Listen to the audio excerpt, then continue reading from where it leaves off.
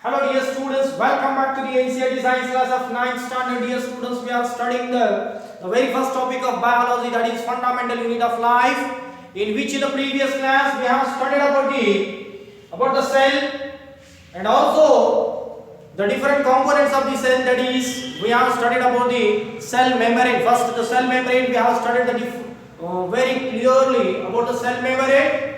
In examination you may ask about the characteristics of the cell membrane, isn't it? That we have studied in the previous class. Yes, the outermost membrane of the animal cell, that is called as the cell membrane. Along with that, we have studied the cell wall, which is mainly present in plant cell. The cell membrane is also called as a selective permeable membrane, and the movement of molecule of air that is going on through the cell membrane by a process called as a diffusion. And next, also we have studied the movement of water molecule from the cell membrane by a process called as the osmosis, that we have studied in the previous class.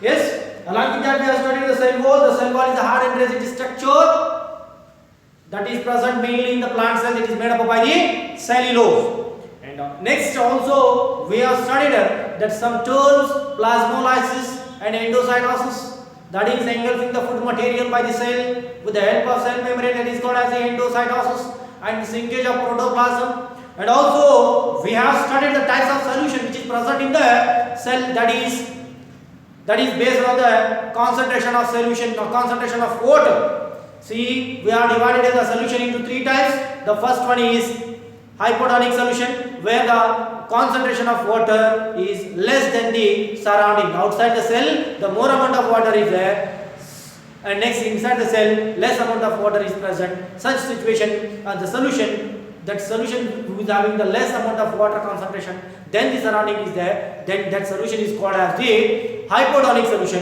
If the solution who is having the higher concentration of water than the higher concentration of water than the surrounding is called as the hyper concentration or the hypertonic solution.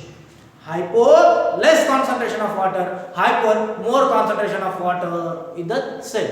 Then also we have studied the isotonic solution, where the concentration of water is similar to that of the surrounding. Concentration of the solution which is present in the cell is similar to that of the surrounding, that we have studied in the previous class. Yes. And also the movement of molecule is going on in the cell depending on the concentration, that also we have studied in the previous class. Now dear students, come to the next component of the cell, the most important component. Before going to start this component, we will discuss one activity. See what happens, dear students. Take an onion peel.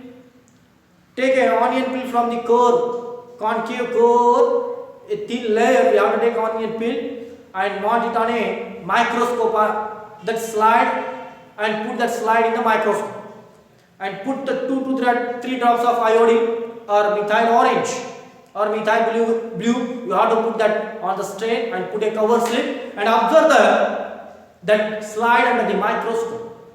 You will see the three components. When you see the cell under the microscope, you will see the three components. The first one is cell membrane.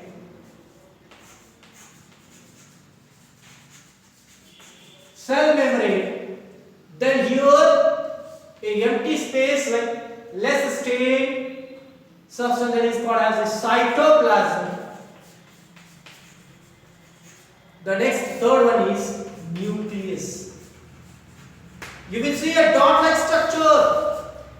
structure in the microscope. In the compound microscope, when we observe, we will see the three main components. The first one is cell membrane, second one is cytoplasm, the third one is nucleus. These three components we will see under the microscope. In the beginning classes, in the previous class, we have studied about the cell membrane. The next, we are going to study the cytoplasm. Later we will study the now we are going to study the nucleus. Later we will study the cytoplasm. Isn't it? Dear students, nucleus in the cell is also called as the master organelle of the cell. Master organelle of the cell. The different organelles are there along with the nucleus, mitochondria, ribosomes, lysosomes, endoplasmic reticulum, Golgi complex. Number of cell organelles are present in the cell. But in these cell organelles, we are calling the nucleus as a master organelle because this nucleus controls all the activities of the remaining cell organelles, all the activities of the cell, isn't it? That's why we are calling the nucleus as a master organelle.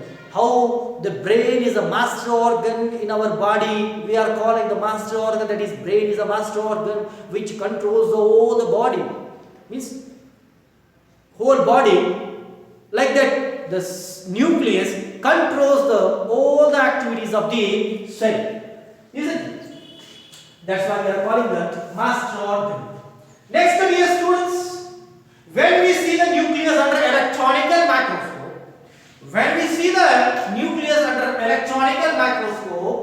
we will see the different components of the nucleus. In the compound microscope, only we will see the dot-like structure. Yes.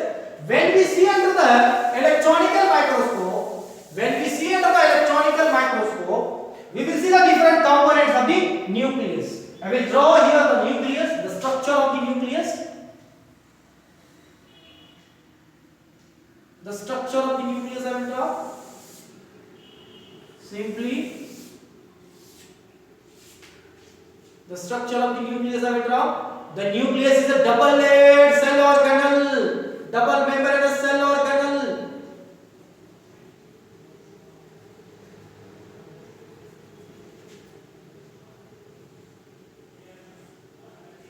The nucleus is a double membranous cell organelle which is having two layers, are double layered. And on the outer layer, the beads-like structures are arranged. On the outer layer, beads-like structures are arranged. Beads-like structures are arranged. On the outer layer, beads-like structures are there. Due to this beads-like structure, the outer surface appears as rough in nature. Yes, the outer surface of the nucleus is covered with the ribosomes. Ribosomes are connected, and further this nucleus surface at one side that will be connected to the endoplasmic reticulum. Later we will study. Yes, later we will study the endoplasmic reticulums.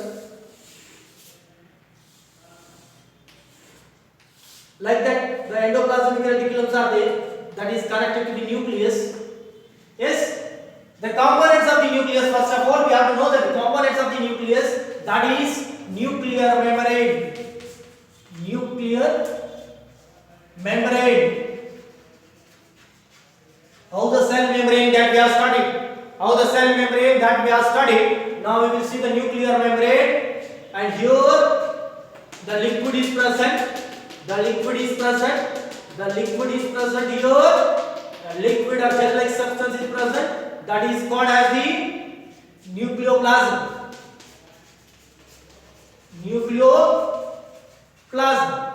Next, a dot-like structure is present. A heavy dot-like structure is present. That dot-like structure is called as the nucleolus.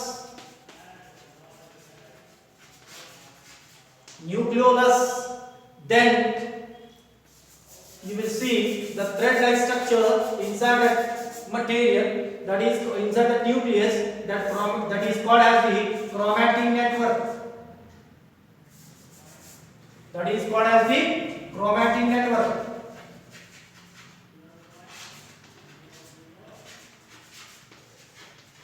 Chromatin network.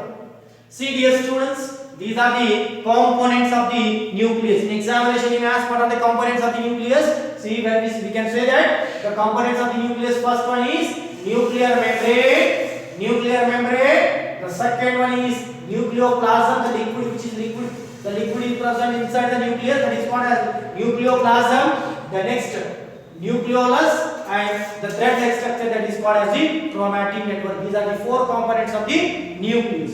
Next, dear students, nucleus is having the network-like structure, that is called as the chromatin network. Chromatin network. This chromatin network undergoes coiling when during the cell division. During cell division, the chromatin network undergoes coiling. Later we come to learn the cell division. See what happens, dear students, inside the nucleus. This chromatin long thread-like structure is a minute thread-like structure that undergoes coiling before the cell division and forms the chromosomes. Chromosomes. The chromosomes, you must have saw the chromosomes, the structure of chromosomes. This chromatin network undergoes coiling, continuous coiling, and forms the chromosomes. Chromatin network undergoes coiling and forms the chromatin network. Yes, chromatin network. Next, dear students, this chromatin network, when we open, it undergoes coiling and forms the chromosomes. When we open this chromosomes, it extends into the chromatin network or the chromatin thread. The thread contains the segments. The chromosomes contains, or the chromatin network contains the segments. These segments are called as the genes, or the beads-like structures also we can say. Genes. Yes, beads-like structures are present on the chromatin network. When we see the chromatin network, then we can say that genes.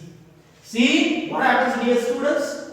These chromatin networks are the double stranded. They undergo coiling and form the chromosomes. These double-stranded network thread are called as the DNA material. Also, the chromatin network contains DNA materials. The DNA material contains the genes. The genes are the hereditary unit also we can say, that carries the character from parents to their offspring. Isn't it? Next, dear students, the nucleus, the main function of the nucleus, in some way the nucleus synthesizes the proteins that helpful for the other metabolic activities. And next also, dear students, the nucleus helps in the carrying the characters of the flow of character from parents to their offsprings. That carries the character from parents to their offsprings. Next, dear students, the nucleus in case of prokaryotes or bacteria. See, dear students, the living organisms are of different types. See, based on the presence of nucleus, the living organisms are classified into two types. The first one is prokaryotes, the second one is eukaryotes. See, when we see the cell, it is having the nucleus. The nucleus is having chromatin network or the DNA material. Yes, that is called as the eukaryotic cells. Eukaryotic cells. Isn't it? Some cells are there, some living organisms, we are having a true nucleus. When we see our cell under the microscope, we will see a complete nucleus. But some living organisms are there, like bacteria, they doesn't have a true nucleus. Only they are having the chromatin network is present in the circular DNA. They doesn't have a nucleus. Such living organisms, who do not have any true nucleus, such living organisms are called as the prokaryotes. Eukaryotes are those organisms who are having a true nucleus. Prokaryotes are those organisms that does not have the true nucleus. On that basis only, we are classifying the living organisms into two types. Based on the presence of nucleus, we are dividing the living organisms into two types. That is prokaryotes and eukaryotes. Prokaryotes are those organisms they doesn't have the true nucleus. Only the naked DNA are present in the cytoplasm. Naked DNA are present in the cytoplasm. But here what happens? The cytoplasm means inside the cytoplasm a true nuclear membrane or nuclear wall is present. Nuclear membrane is present that separates the cytoplasm and nucleoplasm. Isn't it? The next, dear students, come to the next component of the cell, that is cytoplasm. Cytoplasm. See, when we see the cell under the microscope, when we see the cell under the microscope,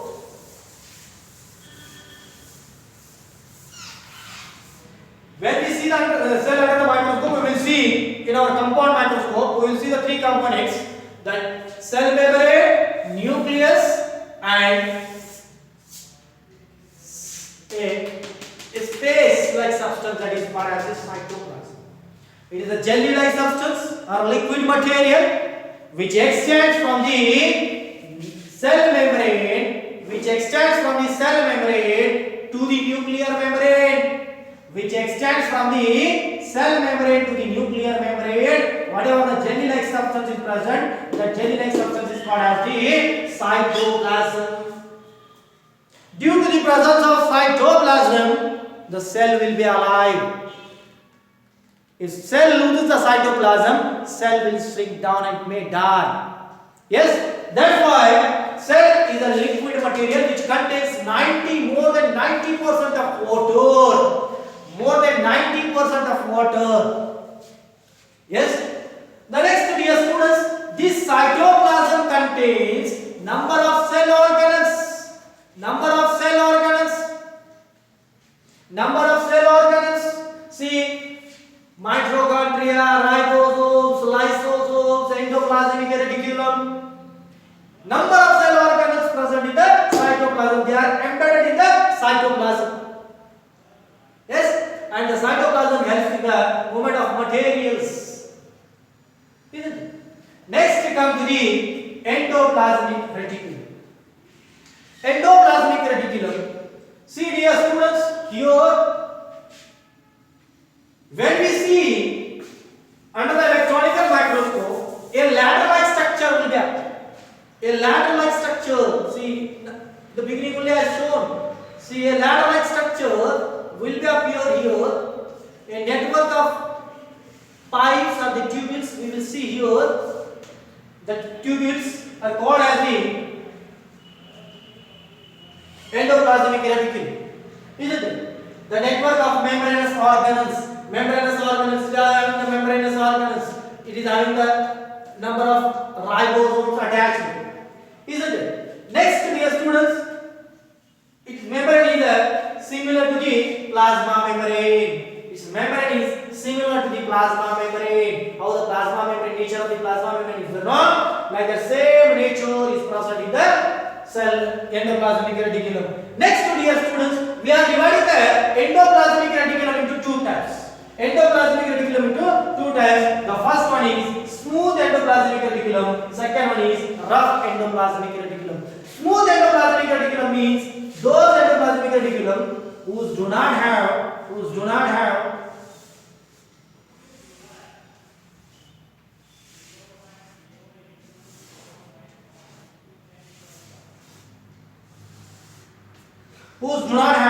the ribosomes.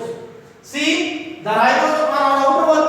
We are dividing the smooth and rough endoplasmic reticulum based on the presence of ribosomes. The endoplasmic reticulum which contains ribosomes are called as the rough endoplasmic reticulum. The endoplasmic reticulum which doesn't have the ribosomes on their outer wall, the smooth surface, such ribosomes are called as the endoplasmic reticulums are called as the smooth endoplasmic reticulum. Here it is rough due to the attachment of ribosomes. Here there is no any ribosomes. Isn't it? Next, dear students, smooth endoplasmic, main functions of the smooth endoplasmic reticulum and rough endoplasmic reticulum we will see. The smooth endoplasmic reticulum helps in the manufacture of fats and lipids. Smooth endoplasmic reticulum helps in the manufacture of fats and lipids, and rough endoplasmic reticulum helps in the molecular proteins, manufacture of proteins. See what happens? Manufacture of proteins. It synthesizes the fats and lipids. That is, smooth endoplasmic reticulum. Smooth endoplasmic reticulum synthesizes the fats and lipids. Fats and lipids. Rough endoplasmic reticulum synthesize the protein. How? Why? Because ribosome protein factories, ribosomes are on their surface. Yes. Then next, see here what happens. Both here protein will synthesize. Protein will synthesize. Here lipid will synthesize. Lipid and protein constitute the cell membrane. Cell membrane. The composition of cell membrane. The cell membrane is made up by the proteins and lipids. Yes, the cell membrane is made up by the proteins and lipids. Then proteins and lipids are prepared in the rough and smooth endoplasmic reticulum. It means they can prepare the cell membrane. That process is called as the membrane biogenesis. Membrane biogenesis means the production of cell membrane. The production of cell membrane is called as the membrane biogenesis, which takes place due to the smooth and rough endoplasmic reticulums. Next, dear students, it serves as a canal. It serves as a canal. It means any material, essential material, will move through this canal system, and it transports the essential material from one region of the cell to the another region. Yes. Next, dear students, the main function and also it gives the framework how the skeleton is present in our body. How the skeleton is present in our body, like that the endoplasmic reticulum gives the framework. Number of endoplasmic reticulums are present. Number of endoplasmic reticulums are present. That gives the structure to the cell. It means framework to the cell. Next, the liver of the vertebrates act as a detoxifier. The endoplasmic reticulum of the livers of the vertebrates. Vertebral means human being and all higher animals. Their liver cell is having the endoplasmic reticulum. That endoplasmic reticulum is act like a detoxifier. It means detoxifier of the poisoning drugs. In our liver cell, the endoplasmic reticulums are present. These endoplasmic reticulum acts as a detoxifier. It means removal of toxic substance or removal of poisonous and drugs. In the liver cell, endoplasmic reticulum is going on. Next, dear students, come to the Golgi complex. Golgi complex. Then Golgi complex. Dear students, the Golgi complex was discovered by a scientist. His name is Camillo Golgi. Golgi complex was discovered by a scientist called as Camillo Golgi, and Camillo, that is Golgi complexes of the Golgi bodies or Golgi apparatus also we can say. In the cell, they are present in the tube-like structures. Sac-like structures are present. Tube-like structures are present. The parallel tube-like structures are present. Parallel tube-like structures are present. These tube-like structures are called as the Golgi complexes, or the Golgi bodies or Golgi apparatuses. That is discovered by the Camillo Golgi. These bag-like structures are called as the cisterns. These bag-like structures, whatever the Golgi complex is having, the number of bag-like structures or the sac-like structures, these sac-like structures are called as the cisterns. The next, the material synthesized in the endoplasmic reticulum that packages and dispatches to the different sites. See what happens, dear students? Whatever the materials is synthesized, for example, proteins, lipids, fats will synthesize in the smooth and rough endoplasmic reticulum. That will be stored. That will be stored and dispatches, packaged and dispatches to the different sites of the cell, isn't it? And the endoplasmic, that is the Golgi complex, is also act like a storage. And also excretory organ, sometimes we can say it excretes the waste material from the body. The remaining we will study in the next classes.